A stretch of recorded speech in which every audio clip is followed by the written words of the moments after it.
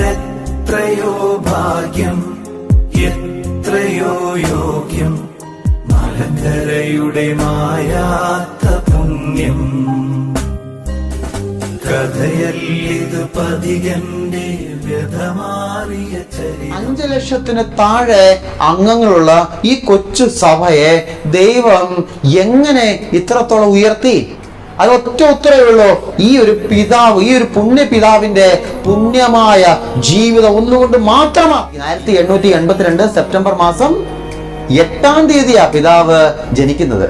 September 8-ന്റെ പ്രത്യേകത നമ്മുടെ സഭയെ സംബന്ധിച്ച് മാതാവിന്റെ പിറവി തിരുനാള് 1953 ജൂലൈ മാസം 15-ാം തീയതി കർമ്മല മാതാവിന്റെ തിരുനാളിന്റെ തൊട്ട് തലേ ദിവസം ഈ പിതാവ് ദൈവസന്നിധിയിലേക്ക് വാങ്ങിപ്പോയി. എന്റെ പ്രിയമുള്ളവരെ, ഒറ്റ വാക്കിൽ പറഞ്ഞാൽ മാതാവിൽ നിന്ന് ആരംഭിച്ച് മാതാവിൽ അവസാനിച്ച ജീവിതമായിരുന്നു ആരുടെ ജീവിതം? ഈ പിതാവിന്റെ ജീവിതം. പ്രഭാഷകൻ 40:1. ഓരോരുത്തർക്കും ധാരാളം ജോലി നിശ്ചയിച്ചിട്ടുണ്ട്. മാതാവിന്റെ ഉദരത്തിൽ നിന്ന് പുറത്തു വരുന്ന നിമിഷം മുതൽ സർവരുടെയും മാതാവിന്റെ അടുത്തേക്ക് മടങ്ങുന്നവരെ നമ്മൾ ചെല്ലുമ്പോൾ കാണുന്ന ഇതാ ഞങ്ങളുടെ ഭാഗ്യങ്ങളുടെ കലവറ. അത് കേൾക്കുമ്പോൾ, അത് വായിക്കുമ്പോൾ, അത് കാണുമ്പോൾ അത് പഠിപ്പിച്ചു തരുന്നുണ്ട് ഈ സഭ എന്താണ്.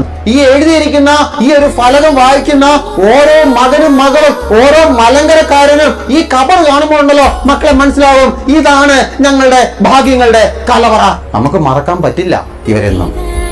നല്ല വൃക്ഷം നല്ല ഫലം തരും. മത്തായി 12:33. ഒന്നുകിൽ വൃക്ഷം നല്ലത്, ഫലവും നല്ലത്, അല്ലെങ്കിൽ വൃക്ഷം ചീത്ത, ഫലം ചീത്ത. വൃക്ഷം നല്ലതായാൽ മാത്രമേ ഫലം നല്ലതാവുകയുള്ളൂ. മനസ്സിലായോ? മാറിവാനസ് പിതാവ് ഒരു നല്ല വൃക്ഷമായതുകൊണ്ടാണ് നല്ല ഫലങ്ങൾ ഇന്നീ സഭയിൽ ഉള്ളത്. മനസ്സിലാകുന്നുണ്ടോ?